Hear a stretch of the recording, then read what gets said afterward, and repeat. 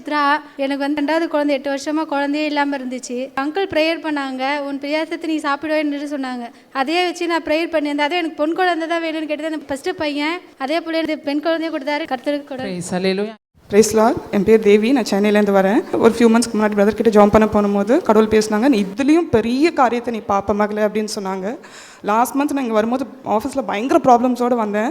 பயந்துட்டு அழுதுகிட்டே வந்து பிரதர் கிட்ட ஜாம் பண்ணேன். அப்போ திரும்பி பிரதர் சொன்னாங்க, இந்த மாதம் வாக்குத்தத்த மாதிரியே நீ அவரை அஸ்திபாரமாக பிடிச்சிருக்க, நீ அசைக்கப்படவே மாட்ட மகளே, நீ உறுதியாக இரு அப்படின்னு சொன்னாங்க. அதே மாதிரி அந்த வார்த்தை எனக்குள்ளே வந்துருச்சு, எஸ்ப்பா அப்படின்னு சொல்லிட்டு போனேன். ஆஃபீஸில் வந்து என்னை வேலை விட்டு அமுச்சிடுவாங்களோ அந்த பயத்தோடு நான் போனேன். ஆனால் இந்த மாதம் எனக்கு கடவுள் என்ன அற்புதம் செஞ்சாங்கன்னா, எந்த ஹெச்ஆர் டிபார்ட்மெண்ட் என்னை கூப்பிட்டு ஜஸ்டிஃபிகேஷன் எல்லாம் கேட்டாங்களோ அவங்களோட லெட்டரில் அதே ஹெச்ஆர் மேனேஜர் சைன் பண்ணி என்னை வைஸ் பிரசிடென்ட் ஆக்கி எனக்கு வந்து பேப்பர் கொடுத்தாங்க. கடவுள் செஞ்ச பெரிய அற்புதம் இருக்கா. ஸ்தோத்திரம்.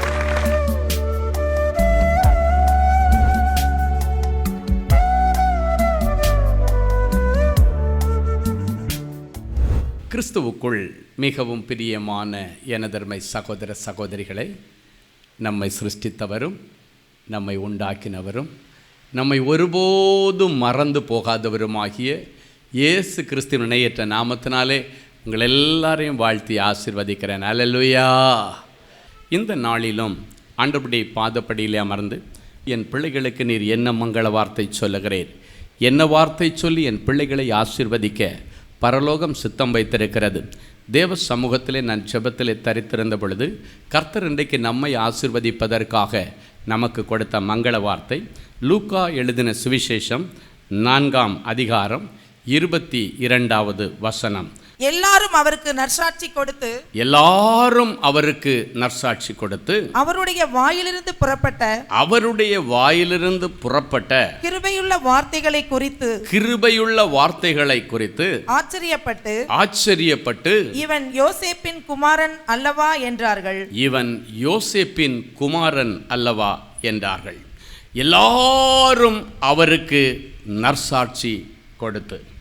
நம் ஆண்டவராகிய இயேசு கிறிஸ்து இந்த பூமியிலே வாழ்ந்த நாட்களிலே உடைய ஊழியத்தை ஆரம்பித்து அவர் நன்மை செய்கிறவராய் இந்த பூமியிலே சுற்றித் திரிந்தார்.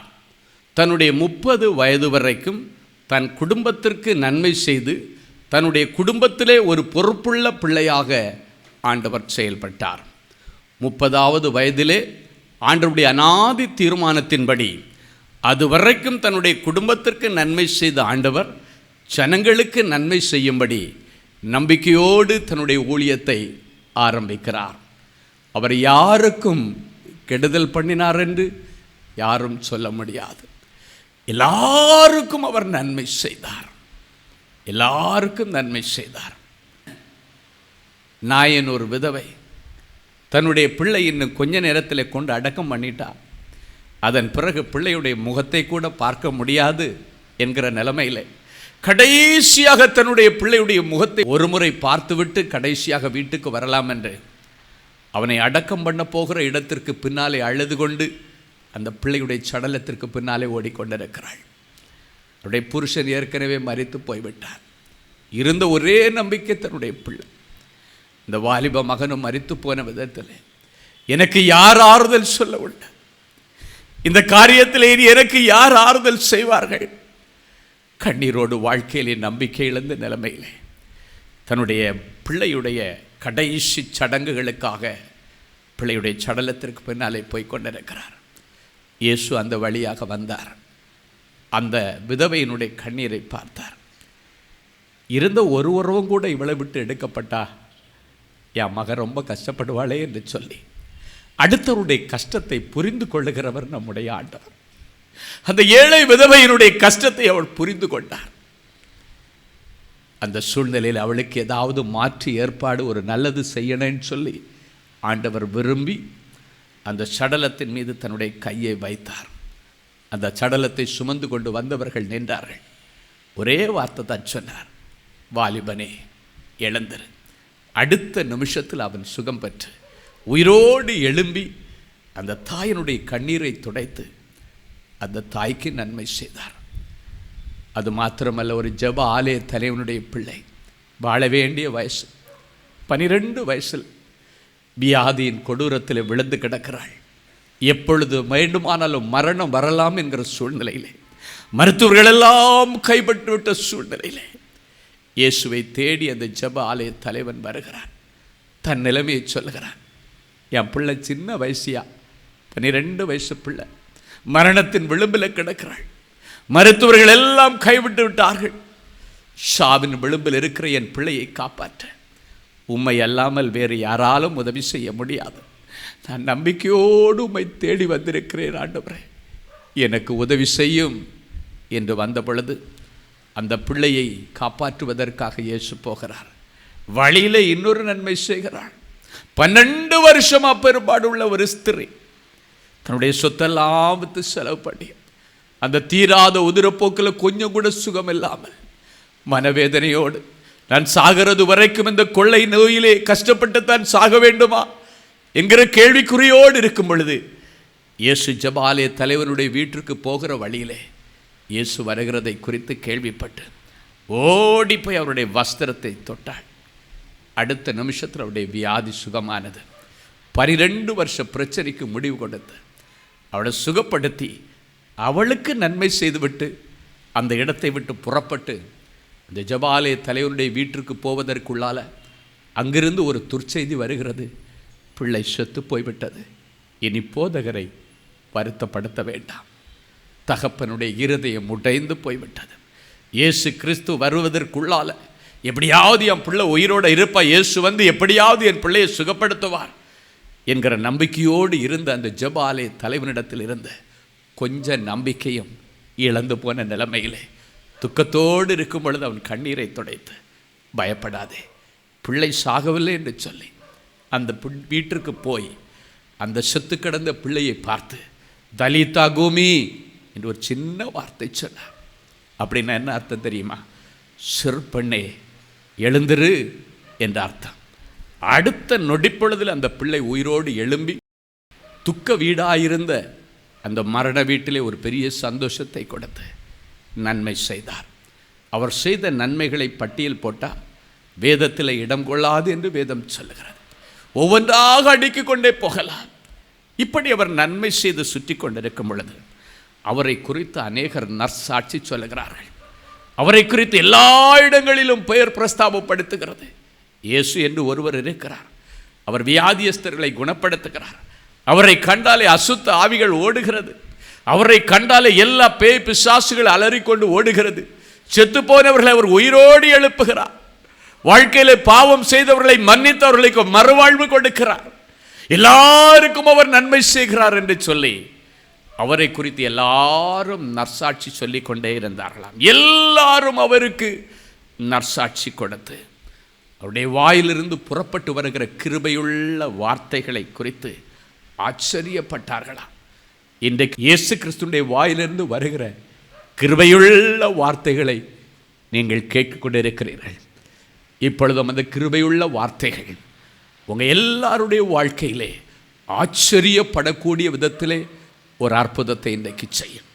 இந்த வசனம் சொல்லுகிறது, உடைய கிருபையுள்ள வார்த்தைகளை குறித்து ஆச்சரியப்பட்டார்களாம். ஏன் ஆச்சரியப்பட்டார்கள் தெரியுமா? அந்த கிருபையுள்ள வார்த்தைகள் இடிந்து போன அவருடைய இருதயத்தை காயம் கட்டினது.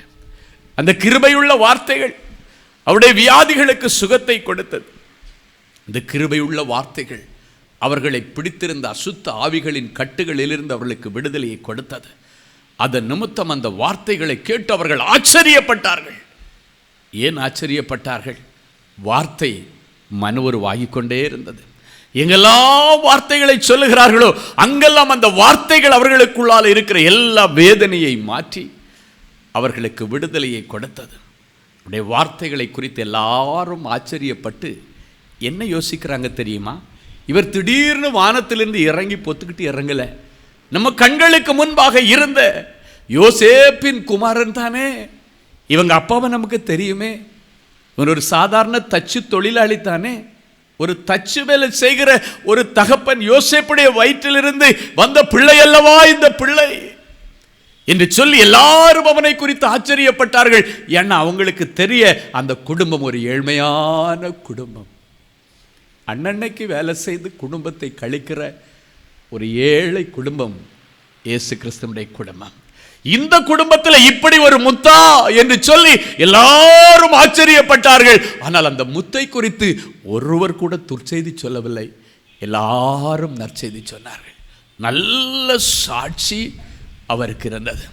இந்த வார்த்தைகளை கேட்டுக்கொண்டிருக்கிற தேவ பிள்ளைகளே, இன்றைக்கு இந்த வார்த்தை நிமித்தம் கர்த்தர் உங்களுக்கு என்ன தீர்க்க தரிசனம் சொல்லுகிறார்?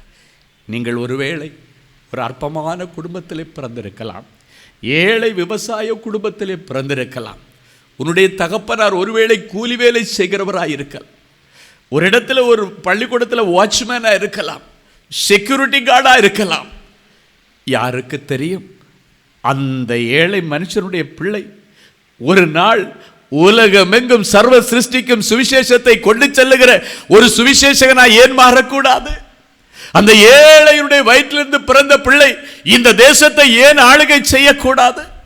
அந்த ஏழையுடைய வயிற்றிலிருந்து பிறந்த பிள்ளை ஏன் இந்த உலகத்தில் ராஜாக்களாய் மாற முடியாது? ஏன் நீதிபதியாய் மாற முடியாது? உங்களுக்கு தெரியாது. உங்கள் பிள்ளைகளை குறித்து என் ஆண்டவர் பெரிய திட்டத்தோடு இன்றைக்கு உங்கள் மத்தியிலே இறங்கி வந்திருக்கிறார். உங்க பிள்ளைகளை குறித்து இதுவரைக்கும் கெட்ட சாட்சி நீங்க கேட்டிருக்கலாம். உன் பிள்ளை ஊருக்கே வேதனை கொடுக்கிறவன், உன் பிள்ளை இந்த ஊருக்கே கஷ்டம் கொடுத்துட்டு இருக்கிறவன். ஒருவேளை நீங்களே சொல்லியிருக்கலாம், இந்த பிள்ளையை பெற்றதுக்கு பிறகுல நான் பெறாமல் இருந்திருக்கலாமே, இந்த பிள்ளையை குறித்த நித்தமும் எனக்கு கெட்ட பெயர் தானே, இந்த பிள்ளை வீட்டிற்கு மாத்திரம் உபத்திரவமாக இல்லாதபடிக்கு ஊருக்கே உபத்திரவம் கொடுக்கிற பிள்ளையா இருக்கிறது. சாட்சி கெட்டு போன பிள்ளை நிமித்தம் இன்றைக்கு நீங்கள் வந்திருக்கலாம். ஆண்டவரிடத்தில் இன்றைக்கு கேளுங்க, ஆண்டவரே என் பிள்ளை உம்மால நற்சாட்சி பெறுகிற பிள்ளையாக என் பிள்ளையை மாற்றும். நீர் எப்படி இந்த உலகத்திலே நற்சாட்சி பெற்றீரோ, என் பிள்ளைக்காகத்தானே இந்த உலகத்தில் உடைய இரத்தத்தை சிந்து உடைய ஜீவனை கொடுத்தீர். என் பிள்ளை இனி நற்சாட்சி பெற வேண்டும் ஆண்டவரே என்று நீங்கள் கேட்கும் பொழுது, எந்தெந்த தாய் தகப்பன் பிள்ளைகள் பெயரை கெடுத்து கொண்டது நிமித்தம் கெட்ட பெயரை சம்பாதிச்சுட்டு வந்துட்டாங்க, குடும்பத்தில் தலை காட்ட முடியலை, சர்ச்சில் தலை காட்ட முடியலை, வேலை செய்கிற இடத்துல தலை காட்ட முடியலை, எல்லா இடத்துலையும் என் பேரை கெடுத்துட்டு வந்துட்டாளே என்னுடைய மகள், எல்லா இடத்திலும் என் பேரை கெடுத்து கொண்டு வந்துட்டானே என் மகன் என்று சொல்லி உங்கள் பிள்ளைகள் நிமித்தம் இன்றைக்கு நீங்கள் வேதனையோடு வந்திருக்கலாம். இந்த வசனத்தை பிடித்து, ஆண்டவரே எல்லாருக்கும் நற்சாட்சி சொன்னார்களே, என் பிள்ளை நிமித்தமும் எல்லாரும் நற்சாட்சி சொல்லணும்னு ரொம்ப ஆசைப்படுறேன்ப்பா, என் பிள்ளை கொஞ்சம் மாற்றி தாங்கப்பா, என் பிள்ளை உங்கள் கண்ட்ரோல் எடுங்க ஆண்டவரே. நிறைய பேர் தாய் தகப்பன்மார்கள் பிள்ளைகளை குறித்து ரொம்ப துக்கத்தோடு வந்திருக்கிறீங்க. இப்படியே போனால் என் மகனுடைய நிலைமை என்ன ஆகும், இப்படியே போனால் என் மகளுடைய நிலைமை என்ன ஆகும்? நல்லா படிக்கிறான்னு ஊரெல்லாம் சொல்லி வச்சிருக்கிறானே, 10 அரியர் வச்சிருக்கிறானே, 15 அரியர் வச்சிருக்கிறானே, எப்படி வெளியே வரப்போகிற எல்லாத்தையும் முடிச்சிட்டு கல்லூரி முடிச்சு வெளியே வரும் பொழுது அவருக்கு எங்கேயாவது வேலை கிடைக்கலன்னா, அப்ப நீ பாஸ் பண்ணலையா, நீ எல்லாரையும் ஏமாத்திட்டு இருந்தியான்னு சொல்லுவார்களே என்று கண்ணீரோடு இருக்கிற அநேகரை பார்க்கிறேன். பிள்ளையுடைய தோல்வி குடும்பத்திலே அவமானத்தை கொண்டு வந்து விடுமோ, நற்சாட்சி கட்டு விடுமோ என்றெல்லாம் சொல்லி கண்ணீரோடு நீங்க வந்திருக்கிறீங்க. உங்களுக்கு எல்லாம் அற்புதம் செய்யும்படி நன்மை செய்கிறவராய் 2000 வருஷங்களுக்கு முன்பாக சுற்றி திரிந்த எங்க அப்பா இன்றைக்கும் தன்னுடைய உயிர் தெழுந்த வல்லமையில கொஞ்சம் கூட குறையாதபடிக்கு உங்க எல்லாருக்கும் இன்றைக்கு நன்மை செய்கிறவராய் இறங்கி வருகிறார். உங்க எல்லாருடைய மன கஷ்டங்களை ஆண்டவர் இன்றைக்கு பார்க்கிறார். உங்க எல்லாருடைய பண கஷ்டங்களை இன்றைக்கு பார்க்கிறார். உங்க எல்லாருடைய சரீரத்தில் உள்ள கஷ்டங்களை இன்றைக்கு பார்க்கிறார். எல்லா கஷ்டத்திற்கும் இன்றைக்கு முடிவை கொடுத்து இனி உங்க பிள்ளைகளை பார்க்குறவங்க உங்க பிள்ளைகளை குறித்து ஆச்சரியப்படுவாங்களாம். இன்னாருடைய பிள்ளை தானே, இவன் குடிச்சு வரைச்சு தானே கிடந்தான், இவன் ஊரை விட்டே ஓடுறவன் தானே, இவன் கடன் வாங்கிட்டு ஊரை விட்டு ஓடுறவன் தானே, இப்ப பார்த்த ஆளு அடையாளம் தெரியலையே, எல்லாருக்கும் கடன் அடைச்சிட்டு இப்ப கடன் கொடுக்கிறவனாய் மாறிவிட்டானே, இவனை குறித்து நமக்கு தெரியாதா, எப்படி இவன் பெரிய ஆள் ஆனான் என்று எல்லாரும் உன் பிள்ளைகளை குறித்து ஆச்சரியப்படுவார்கள். உன் பிள்ளைகளுடைய நற்சாட்சியை குறித்தும் ஆச்சரியப்படுவார்கள். உன் பிள்ளைகளுடைய நல்ல முன்னேற்றத்தை குறித்தும் ஆச்சரியப்படுவார்கள். அதுக்கு இன்னைக்கு ஆண்டவருடைய சமூகத்தில் ஒரு சொட்டு கண்ணீர் விட்டா போதும், ஆண்டவரே என் பிள்ளையை குறித்து நான் நற்சாட்சி கேட்க வேண்டும், என் பிள்ளை சத்தியத்தில் நடக்கிறான் என்று கேள்விப்படுகிறதை காட்டிலும் எனக்கு பெரிய சந்தோஷம் ஒன்றுமில்லை என்று நீங்கள் சொல்ல வேண்டும். ஒரு காலத்தில் எல்லாம் தாய் தகப்பன்மார்கள் பிள்ளைகளுக்காக ஜெபிப்பதற்கு வருவாங்க. ஐயா எதுக்காக ஜெபிக்கணும் அப்படின்னு கேட்டால் சொல்லுவாங்க, என் பிள்ளைக்கு ஒரு வேலை கிடைக்கணும்னு ஜெபம் பண்ணுங்க ஐயா, என் பிள்ளைக்கு கல்யாணம் நடக்கணும்னு ஜெபம் பண்ணுங்க ஐயா, என் பிள்ளைக்கு இன்னும் குழந்தை பாக்கி இல்லை குழந்தை கிடைக்கணும்னு ஜெபம் பண்ணுங்க ஐயா. அப்படித்தான் 100க்கு 90 பேர் வருவாங்க. ஆனால் இந்த நாட்களில் என்ன தெரியுமா கேட்டு வர்றாங்க, ஐயா வேற ஒன்றும் வேண்டாம், என் பிள்ளை சத்தியத்தில் நடக்கிறான்னு சாட்சி கேட்கணும், இதுதான் எனக்கு வேணும். என் பிள்ளை சத்தியத்தில் நடந்தா என் பிள்ளைக்கு எல்லாம் கிடைக்கும், அந்த நற்சாட்சியை என் பிள்ளையிடத்தில் நான் கேட்க வேண்டும். என் பிள்ளைகள் சத்தியத்தில் நடக்கிறார்கள் என்று கேள்விப்படுகிற சந்தோஷத்தில் பெரிய சந்தோஷம் நமக்கு ஒன்று இருக்க முடியாது. இன்னைக்கு ஆண்டவரிடத்தில் அதான் கேட்கணும். தேவனுடைய ராஜ்யத்திற்கும் நீதிக்கும் ஏற்றதை நீங்கள் தேடும் பொழுது மீதி எல்லாம் உங்களுக்கு கூட கொடுக்கப்படுமா. இன்னைக்கு பிறகு உங்களை குறித்து நீங்கள் நற்சாட்சி சொல்லக்கூடாது, உங்களை குறித்து ஆண்டவர் நற்சாட்சி சொல்லணும். அன்றைக்கு நாத்தான் வேலுவை பார்க்கும் பொழுது அவனை தூரத்தில் பார்த்தோன்னு ஆண்டவர் சொல்லுகிறார், உத்தமை இஸ்ரவேலனாகிய நாத்தான் வேலுவே என்று கூப்பிடுகிறார். உண்மை முத்தமான பிள்ளையேன்னு ஆண்டவர் உங்களை கூப்பிட வேண்டும், உண்மை முத்தமான சகோதரியேன்னு ஆண்டவர் உங்களை கூப்பிட வேண்டும். அப்படி கொஞ்சத்திலே உண்மை உள்ளவர்களாயிருந்து அநேகத்திற்கு அதிபதியாய் மாறும்படி கர்த்தருடைய ஆவியானவர் இன்றைக்கு உங்கள் மேலே இறங்கி வருகிறார். அன்பான எங்கள் நல்ல ஆண்டவரே, உமக்கு நன்றி. இப்பொழுதும் உம்மை குறித்து எல்லாரும் நசாட்சி சொன்னாங்கப்பா.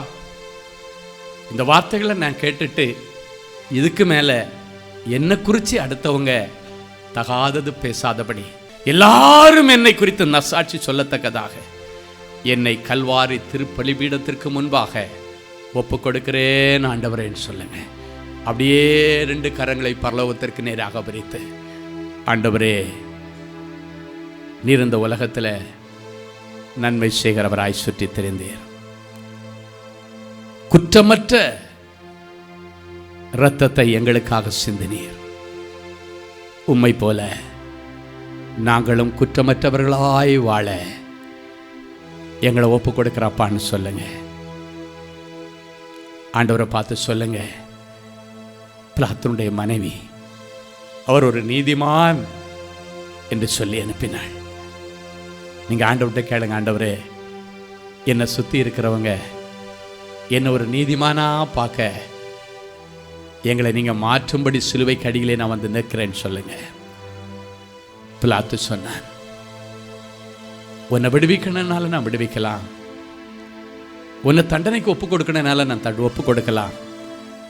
கேட்கும்போது ஒரு வார்த்தை மறுபடி பேசாமல் கண்ணு முன்னால சாட்சியாக இருந்தானே, பிலாத்துவுக்கு முன்னால் இருந்த சாட்சியை வச்சே விடுதலை செய்ய முயற்சி செய்தானே.